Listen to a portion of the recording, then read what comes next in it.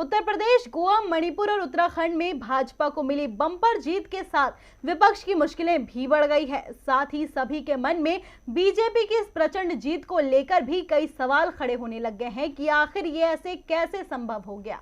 और अब इसी बीच अलग अलग दल की अपनी प्रतिक्रिया देते हुए भी नजर आ रहे हैं, तो बीजेपी की जीत के लिए एक दूसरे दलों की कमियां गिनाते हुए भी नजर आ रहे हैं। अब इसी बीच शिवसेना की भी प्रतिक्रिया सामने आई है। क्या कहना है शिवसेना का, देखिए रिपोर्ट। 5 राज्यों में से 4 राज्यों में बीजेपी ने जीत हासिल कर ली है, जिसके बाद विरोधियों के मन में बीजेपी की इस जीत को लेकर कई सवाल भी खड़े हुए हैं। तो वहीं कुछ दल बीजेपी की इस जीत का जिम्मेदार विपक्षी एकता में कमी को बता रहे हैं। शिवसेना का दावा है कि चुनाव जीतने के लिए बीजेपी ने संवैधानिक मर्यादाओं को सबसे ज्यादा नुकसान पहुंचाया है।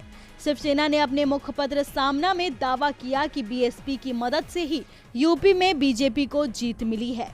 बीजेपी ने बसपा प्रमुख मायावती पर दबाव बनाने के लिए केंद्रीय एजेंसियों का इस्तेमाल किया, जिसके कारण यूपी चुनावों में बसपा की उपस्थिति महज औपचारिकता रह गई। पार्टी प्रमुख मायावती को चुनावों से दूर रहने के लिए मजबूर किया गया। बसपा यूपी चुनाव से भाग गई और उनके वोटों को भारतीय जनता पार्टी की ओर मोड़ दिया गया। शिवसेना ने दावा किया कि राज्य चुनावों में भाजपा की जीत में केंद्रीय जांच एजेंसियों का दबाव प्रमुख कारक साबित हुआ। इतना ही नहीं, सामना में बीजेपी पर आरोप लगाया गया कि 4 राज्यों में जीत को देखते हुए भाजपा अब यूक्रेन युद्ध के नाम पर पेट्रोल और डीजल की कीमत बढ़ाने के लिए स्वतंत्र है।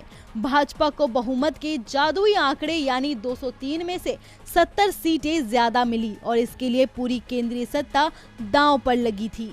केंद्रीय एजेंसियां महाराष्ट्र में राजनीतिक नेताओं के पीछे जा रही है। शिवसेना ने तंज कसते हुए सवाल किया कि आखिर केंद्रीय जांच एजेंसियां केवल राजनीतिक विरोधियों के लिए निष्पक्ष क्यों हैं? गौरतलब है कि महाराष्ट्र में केंद्रीय एजेंसियों की बीजेपी विरोधी दलों के नेताओं पर ताबड़तोड़ छापेमारी हो रही है।